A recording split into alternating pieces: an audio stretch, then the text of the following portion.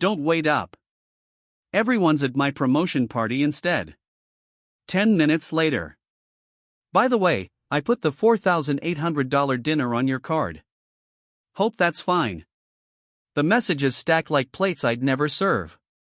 For 60 guests, the hall was set, name cards handwritten. Candles lined in 2 neat rows like a promise I kept to myself because nobody else would. The AC hissed. As if trying to leave too, balloons drifted toward the rafters. Hi everyone, my name is Harlow Wynn. I'm 28, the designated reliable one, the girl who remembers birthdays, even my own. Tonight, I learned I'm also the family wallet, the afterthought, the empty chair at my brother's celebration. That hurt in a way I didn't have words for yet, so I borrowed, too. Noted. I stared at their texts until the screen dulled from fingerprints, then set the phone face down beside a cake sized for people who didn't show. At the edges, buttercream roses slumped. Like tear tracks around unlit wicks, wax pulled. Against the cinder block, a DJ playlist pulsed softly. Cheerful songs that sounded like lies in an empty room. I could have called. I could have begged. Instead, I poured sparkling water into one flute and listened to it fizz out. The betrayal didn't land all at once. It arrived in small sounds. The clink of unused forks. The squeak of a serving cart with no purpose. The echo in a room built for laughter I'd paid for. On my lock screen, my brother's voice popped again. A photo of him on someone's shoulders. Champagne mid-spray captions cheering his self-made rise. On his post, Mom had left a heart reaction. On my birthday, I lifted the knife, cut one perfect slice, and plated it for myself. With that soft sigh a good cake makes, the sponge gave way. I chewed, tasted sugar, and something metallic behind my tongue. The flavor of humiliation, maybe. Across the linens, my laptop glowed open to a timeline window. B-roll of the empty hall, the guest list spreadsheet, screenshots, a neat stack of statements with my name in the corner, months of it's just this once that turned into years. I wasn't dramatic. I was precise. I layered receipts with voicemails, soft apologies that hardened into patterns. Steady enough to be surgical, I recorded a voiceover. At 3:47 a.m., the export finished. I copied the link. Family chat. Paste. Watch this before sunrise. The candles stayed unlit. As if it knew the next light wouldn't come from a match, the room held its breath. It would come from a screen and from the kind of truth that burns without smoke. Beneath my name, the message sat there in the family group chat, glowing blue. For a second, nothing happened. No replies, no angry calls, no laughing emojis, just silence. The kind of silence that hums against your skin, heavy and expectant. The empty hall around me echoing like a cathedral to broken promises, I leaned back in the chair. A low, steady drone, my laptop fan whirred like it understood the weight of what I had done. Over the phone screen, my thumb hovered, watching the 3 little dots appear and vanish like someone on the other end was choking on words they didn't want to type. At 3:51 a.m., Dad finally broke. What is this? Slow and deliberate, I smiled. The first reply was always confusion, not guilt. I didn't answer. Instead, I refreshed the shared drive. I blinked. I knew the video was being watched. I knew because the viewer count ticked upward like a heartbeat. My video wasn't messy. It wasn't a rant. It was a film. With precision, I'd cut it. Every frame stitched with proof. Photos of receipts my mother had signed with my card. Screenshots of late-night texts asking me to just cover it, sweetheart. I'll pay you back. Followed by weeks of silence. Clips of my brother's vacations. The ones he posted with captions bragging, hard work pays off. While my paycheck footed the invisible bill. But the part that hit hardest, I knew it would, was the voice notes. One after another, I'd laid them, my mother's laughter threaded with my brother's demands, their voices dripping with entitlement. Then the contrast, a still image of me blowing out last year's birthday candle alone, recorded on my phone in the kitchen while the rest of them celebrated my brother's promotion. Over it, I had narrated just one line. Neglect leaves fingerprints louder than hands ever could. From strangers, the comments under the video had already begun piling in. Words like parasites, betrayal, cruel family, shares, retweets. When it's raw enough, the algorithm eats truth. At 4:07 a.m., Mom's message appeared. Harlow, take this down now. On the untouched cake, my finger traced the frosting flour. Faintly of sugar and smoke, the room smelled, even though nothing burned. No, I whispered to the screen. And then another bubble appeared from my brother, frantic this time. You're ruining me. Do you have any idea what you've done? Yes. Yes, I did. The candles still stood unlit on the cake, but suddenly I didn't need them. The glow from their unraveling was brighter. If this ever happened to you, say, same in the comments. Faster than I expected, the panic came. By 4:30 a.m., the group chat looked like a battlefield. My aunt demanded, why would you humiliate your own family like this? My cousin chimed in with, delete it before people see. But it was too late. People had already seen. I sat in that cavernous hall with 60 untouched shares, the walls vibrating with an invisible energy I couldn't describe. For once, I wasn't the invisible one. They were. My truth made them tiny. The video wasn't just receipts. It was a mirror. One they had avoided for years. Clips of my bank app showing transactions from restaurants I'd never eaten at. Screenshots of flight confirmations to cities I'd never traveled to. Mom's casual messages like, oh, honey, it was just easier to put it on your card. Each proof cut like glass, but I lined them up clean, neat, undeniable. By 5:02 a.m., my brother tried again. You don't understand. This ruins my promotion. People at work are watching. They'll think I'm a fraud. Slowly, I typed back. They won't have to think.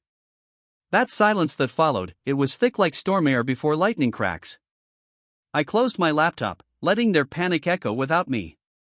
I went to the balcony, the early morning cold wrapping around my shoulders. The city slept, unaware a family was burning from the inside out. I thought about birthdays past, the candles blown out in silence, the gifts that never came, the way my name always seemed like an afterthought in their mouths. For years, I swallowed it. Told myself I was strong enough. But strength doesn't mean silence. The cake sat lonely inside, but I wasn't lonely anymore. My story was out there. Through 1,000 strangers pressing share, my voice amplified. When the sun finally crept up, painting the horizon in bruised pink and gold, I realized something. They'd stolen my birthdays, my money, my place in the family, but they'd never steal my story again. And stories once freed don't go back in the dark. By sunrise, their frantic messages shifted tone. Guilt was too late, so they tried control. Mom, you're being dramatic. Family handles these things privately. Dad, you could have just asked for the money back. Brother, delete it. I'll make it right. I swear. With the same calm I used when slicing that cake, I read each one. Slow, deliberate, unshakable. They didn't realize yet the video wasn't just out there. It was multiplying. My inbox flooded with strangers saying same with screenshots of them forwarding it to friends. The algorithm doesn't sleep. Neither did I. At 7 a.m., I stepped into my apartment, the empty cake box tucked under my arm like a relic. Non-stop, my phone buzzed. Reporters, former co-workers, people who had been used the same way, now reaching out to me like survivors finding each other in rubble. By mid-morning, my brother called. Through the speaker, his voice cracked. Do you hate me that much? To ruin everything I've built. I let the silence drag because silence teaches. Then I answered steady, everything you built was on me. Under his breath, he cursed, muttering something about HR, about losing his bonus, about people in his office, whispering. Every word sounded like justice arranging itself. Later, Mom arrived at my door. She didn't knock. She just stood in the hallway, hair messy, eyes red. Delete it, she whispered. Please, your father hasn't slept. Your brother, he's falling apart. Do you really want that on your conscience? I studied her face. This was the same woman who once told me I was too sensitive when they forgot my 21st. The same woman who signed my card like it was hers. For the first time, I didn't feel small in front of her. I felt level. No, I said softly. What's on my conscience is how you treated me. This is yours. Like the weight finally landed, her shoulders sagged. She looked older in that moment, fragile in a way I never thought I'd see. And when she turned away, I knew the story had only just started tightening around them. By noon, the family chat went silent. No new messages, no calls, nothing but that eerie stillness that follows when people realize their power has slipped away. I could picture them huddled together, whispering strategies, trying to frame me as the villain. I didn't wait for their version to surface. I uploaded the second video. This one wasn't receipts. It was memories. Not grainy home videos, but carefully chosen clips and photos that showed a pattern. Birthdays where my cake sat untouched while they toasted my brother. Vacations where I was left behind with, someone has to work. Screenshots of my texts asking, "Can I come too?" met with silence. Over it all, my voice, calm, steady, etched like a blade. They called me family when they needed my money. They called me dramatic when I asked for love. Within an hour, the view count doubled. The first comments poured in. Strangers writing, "This was my childhood. I feel this in my bones." And same. At 1:43 p.m., Dad finally broke again. He called. His voice, usually booming with control, was thin. "Harlow, you're destroying us. People at church are talking. Our friends." Friends. I cut in. The ones who laughed at your son's promotion toast while I blew out candles alone. He didn't answer. He didn't have to. By 3:00 p.m., my brother's face appeared across gossip blogs. Co-workers tagging each other, debating the truth. They dissected my video frame by frame. And no matter how much he tried to deny it, the evidence was airtight. That evening, as the sky dimmed violet, I lit the candles on the leftover cake. Alone again, yes, but not invisible. Across the quiet room, each flame felt like a witness flickering approval. I whispered to myself. They took my birthdays. I gave them their reckoning. And as the wax dripped, my phone buzzed one last time. A message from Mom. "You've made your point. What do you want from us?" I stared at the screen, the flames reflecting in my eyes. For the first time, I realized the answer wasn't money. It was something far heavier. I let her question hang on the screen. "What do you want from us?" It wasn't an apology. It wasn't even remorse. It was negotiation, the language of people who had never truly seen me. I typed nothing back. Instead, I opened my laptop once more. The first video was receipts, and the second was memory. Then the third had to be truth so sharp it left scars. This one began with my voice calm, low, the kind of tone a person only finds when they're done begging. Over it, I layered footage of the banquet hall from last night. 60 empty chairs, a cake untouched, balloons sagging in silence. Then I spliced in the texts. My brother's mocking "Don't wake up Mom's" casual theft of my card. The contrast was brutal. Narration. They said I was family. Yet I was left alone on the night I was born into their lives. Again and again they chose him. Again and again they emptied me out. But I kept giving, thinking one day it would mean I belonged. As if savoring the moment, the upload bar filled slowly. By 7:00 p.m. the video was live. This time it caught fire instantly. Not just comments, but hashtags, duets, strangers telling their own stories of betrayal. My pain became a mirror and thousands of reflections shouted back with me. At 7:42 p.m., my brother called again. With desperation, his voice cracked. "You don't get it, Harlow. They're talking about firing me. Sponsors are pulling out. You'll ruin me." I cut him off. You ruined yourself the moment you decided my worth was a wallet and not a sister. Silence. I heard him swallow hard. Then the line went dead. By nightfall, Dad sent a single text. You've made your point enough. But I wasn't finished. Because this wasn't about points. This was about years of candles blown out in shadows of dinners I paid for but never attended. Of being told family meant sacrifice while they fed on mine. And the world deserved to see every last piece of it. By morning, my phone was a storm. News outlets requested interviews. Podcasts wanted me to speak. Strangers wrote paragraphs thanking me for saying what they never could. My story had slipped beyond the walls of my family and into the bloodstream of the internet. And my family, they went silent. Not the silence of strategy this time, but the silence of collapse. Their group chat notifications blinked unread on my screen. I didn't open them. I didn't need to. Instead, I prepared the fourth and final upload. Not anger, not vengeance, just closure. I filmed myself sitting at the banquet table for my birthday. The 60 chairs still pushed back like ghosts. I wore no makeup, no theatrics. Just me, a slice of cake in front of me, candles burning down to stubs. I spoke directly to the camera. For years, I thought if I worked harder, gave more, stayed quiet, they'd finally choose me. But I was never chosen. I was used. And this year, on the night they abandoned me, I chose myself. Then without ceremony, I blew out the candles. Fade to black. I scheduled it to post at 8 a.m. sharp. At 8:06, the calls began.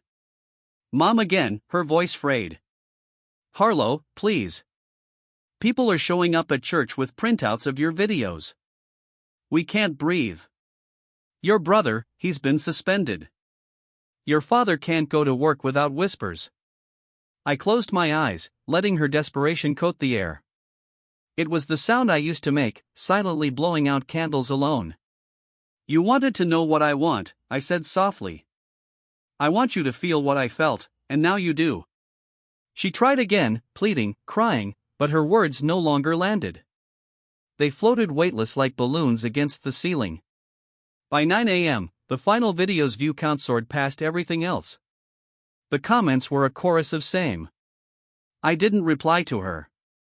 I didn't delete anything because silence, their silence, was finally speaking louder than my words ever had.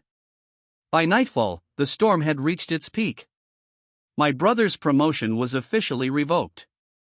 His company released a statement about financial ethics under review.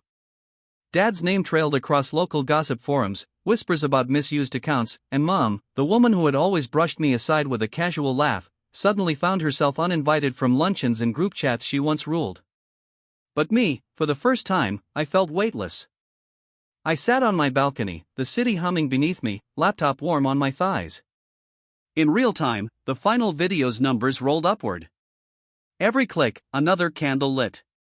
Every share, another chorus of voices that said I wasn't invisible. I wasn't crazy. I wasn't alone. The family chat was dead quiet now. No apologies, no anger, just silence. The same silence they gave me for years returned to them like a gift they never expected. At 11:11 p.m., I sent my last message. You asked what I wanted. Here it is. Accountability. I don't need repayment. I don't need invitations. I needed you to see yourselves. Now the world does, too. And then I left the group, deleted the thread, closed the door. They never let me walk through as anything more than a servant in disguise. Inside, the leftover birthday cake was down to crumbs. I lit a single candle, no audience but me. This time, the flame didn't flicker with loneliness. It burned steady, a quiet crown of fire. I whispered into the dark, not to them, but to myself. Happy birthday, Harlow. I blew it out. The smoke curled upward like the last thread of the past unraveling. And in that moment, I knew the sweetest revenge was not destruction, but freedom.